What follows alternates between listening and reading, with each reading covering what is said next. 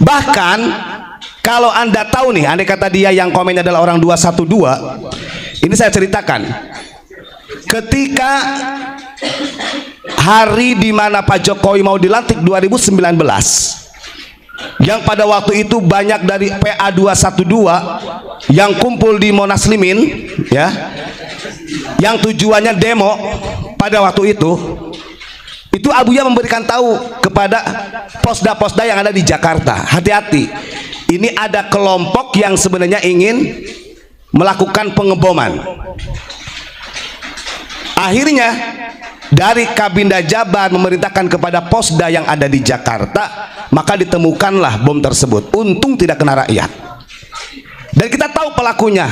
Bahkan kita, Abuya Muhammad Gufron, tahu siapa yang menyuruhnya. Urusan narkoba, sabu, termasuk teroris yang ada yang menjamur di Nusantara ini, kita tahu orang-orangnya, kita tahu kelompok-kelompoknya. Begitu, ini nyata karena kita langsung berhadapan. Kan takbirnya Rizik Syihab sama Bahar sampai ke kemana Pak? Ke Aceh, bisa membantu tsunami Aceh begitu. Dengan bantuan, saya bilang, saya ini begini-begini juga paham dalamannya orang FPI. Ketika itu ada bantuan, mau itu relawan dan lain sebagainya, karena ada donaturnya.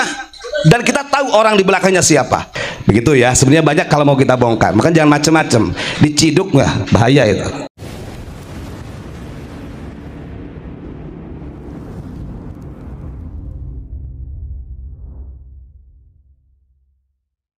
Sebelum saya bacakan kajian, ini perlu saya jelaskan dulu bagi Ahmad Sobani ya tadi ya. Dia tadi mengatakan bahwa sebentar lagi Unik akan terbongkar seperti Az-Zaitun. Ini saya saksi hidup ya, ini harus dibongkar masalahnya. Di tahun 2009, Abuya Muhammad Gufron Al-Bantani dipanggil oleh Kapolda Jabar. Waktu itu ditemani oleh Pak Enggar, masih AKBP, Pak Enggar, belum jadi kombes. Beliau di reserse di Bareskrim waktu itu ya, bagian narkotika. Ketika dipanggil oleh Kapolda Jabar, Abuya Muhammad Gufron diajak observasi langsung ke Az-Zaitun. Ya. Maka pada tahun 2009 sebenarnya Az-Zaitun udah mau ditutup. Ketika masuk ke ring 1 di dalamnya, ternyata banyak orang-orang yang berhubungan, berafiliasi dengan orang-orang yang memang bintang, termasuk berafiliasi dengan orang luar. Bahkan yang kita ketahui berdasarkan hasil survei ke tempat tersebut, kita tahu koneksi-koneksi mana yang berpotensi menjadi teroris dan kelompok mana saja. Ini kalau kita bongkar kembu ini nyata masalahnya. Maka sangat salah ketika Anda mengatakan Unik seperti Az-Zaitun. Yang membongkar pertama kali dengan Kapolda Jabar itu Abuya Muhammad Gufron. Tepuk tangan dulu buat Abuya Muhammad Gufron. Saya saksi hidup masalahnya, karena kebetulan Indramayu dengan Subang dekat. Saya orang Subang. Beberapa tahun kemudian disampaikan akhirnya, kata Pak Enggar yang sekarang alhamdulillah sudah menjadi kombes, sebentar lagi bintang 1 ya. Bahkan pernah silaturahim ke sini. Beliau cerita ngobrol waktu di Jakarta bersama Abuya, memang untuk menghentikan Az-Zaitun ini sulit karena dibaluti dengan nasionalis. Sementara di dalamnya, ngapunten, jangankan untuk tempat yang mewah, perakitan bom saja ada di dalamnya, di bawah tanah. Sebenarnya pemerintah kita nggak bodoh, tahu, tapi untuk membongkar secara utuh tentang Az-Zaitun banyak yang rungkat di Indonesia karena berafiliasi. Itu catatan. Maka ketika orang mengatakan Unik seperti Az-Zaitun, sangat salah. Yang membongkar, yang masuk ke dalam itu justru Abuya Muhammad Gufron bersama Kapolda Jabar. Kapolda Jabar waktu itu gak berani, harus ada pendampingan oleh Abuya Muhammad Gufron. Kenapa? Karena Abuya Muhammad Gufron dari dulu sampai dini hari selalu berhubungan dengan Kepala BIN, Badan Intelijen Negara. Ini orang kan nggak tahu. Bahkan kalau Anda tahu nih, andai kata dia yang komen adalah orang 212, ini saya ceritakan. ketika hari di mana Pak Jokowi mau dilantik 2019, yang pada waktu itu banyak dari PA 212 yang kumpul di Monas Limin, ya, yang tujuannya demo pada waktu itu Abuya memberikan tahu kepada posda-posda yang ada di Jakarta, hati-hati, ini ada kelompok yang sebenarnya ingin melakukan pengeboman. Akhirnya dari Kabinda Jabar memerintahkan kepada posda yang ada di Jakarta, maka ditemukanlah bom tersebut. Untung tidak kena rakyat. Dan kita tahu pelakunya. Bahkan kita, Abuya Muhammad Gufron, tahu siapa yang menyuruhnya.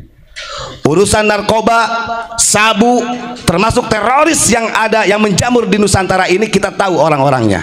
Kita tahu kelompok-kelompoknya. Begitu. Ini nyata. Karena kita langsung berhadapan.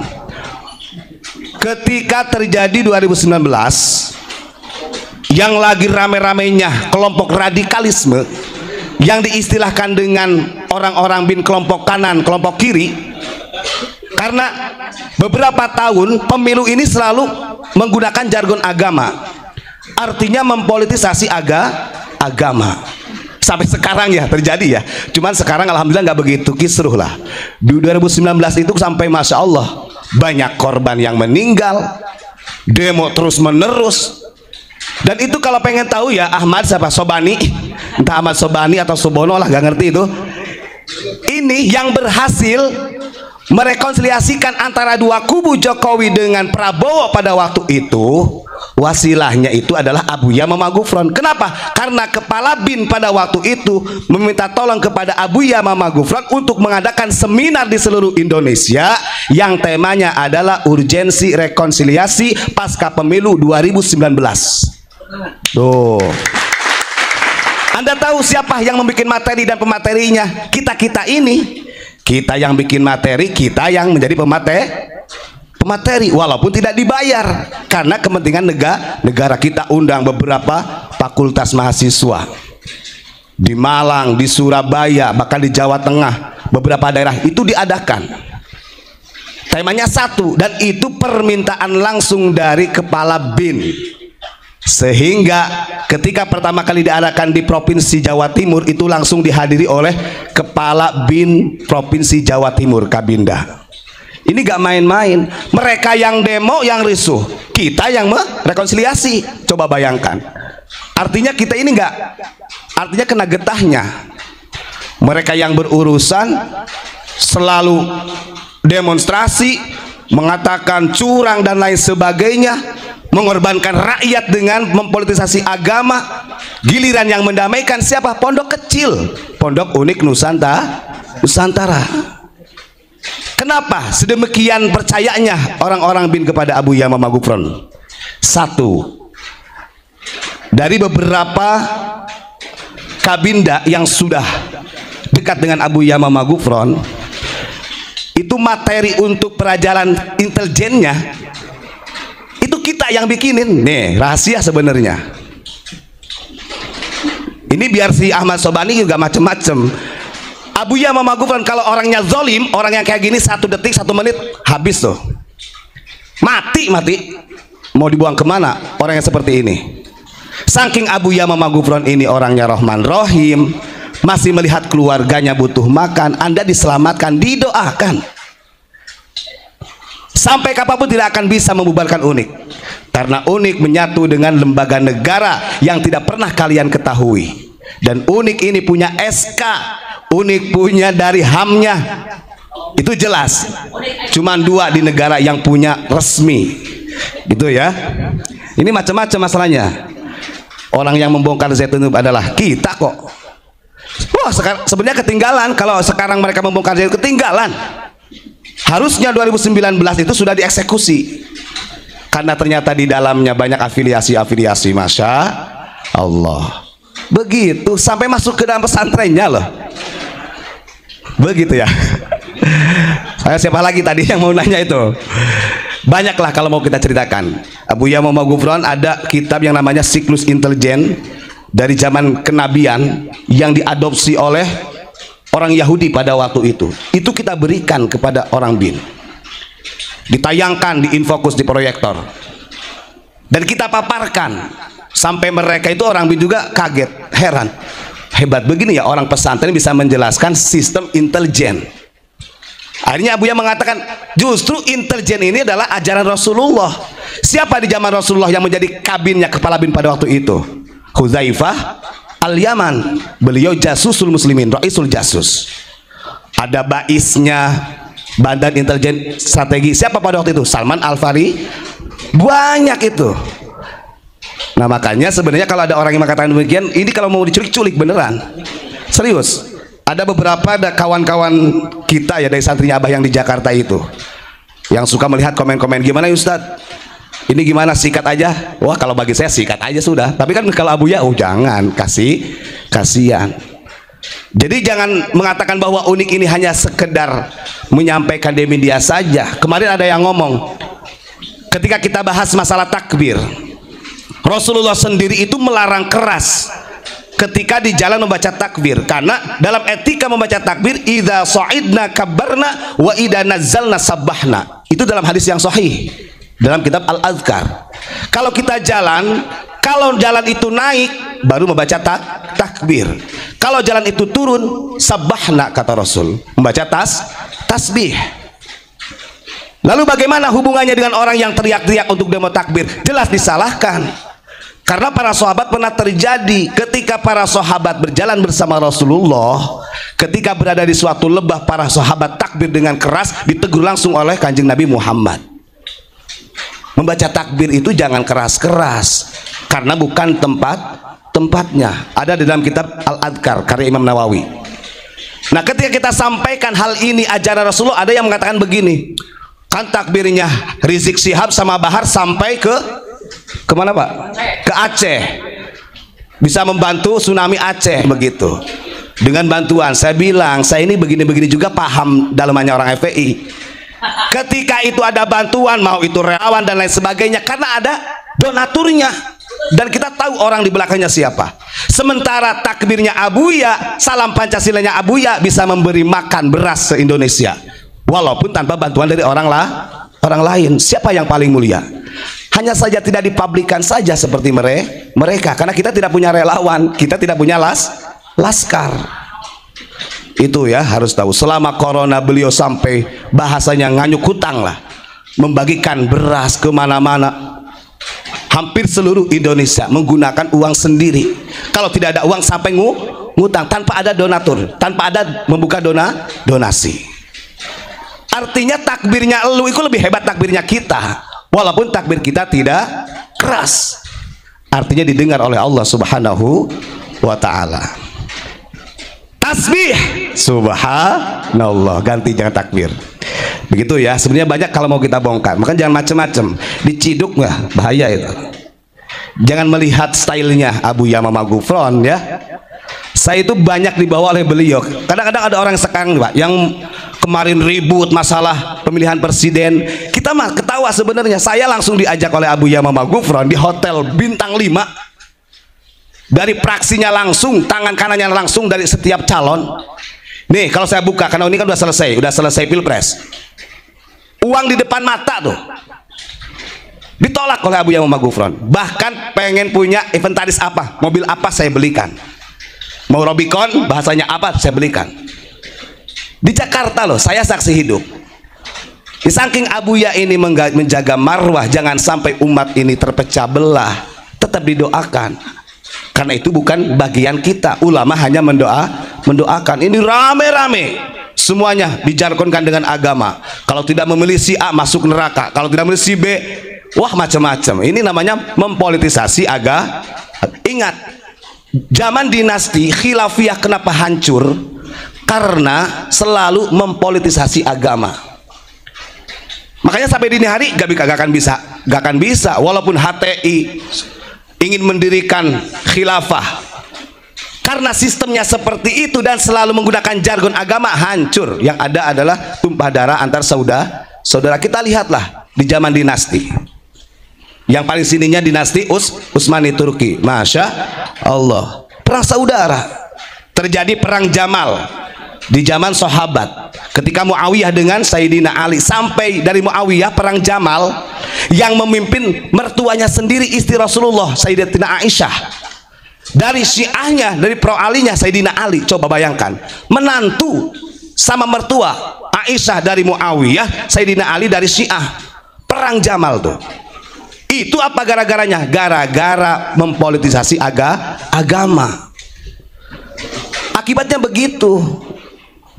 Saya tanya, di Indonesia yang selalu menggunakan jargon agama dalam hal kepentingan politik, di Indonesia yang selalu mempolitisi agama, kira-kira kita orang Indonesia atau orang luar kira-kira?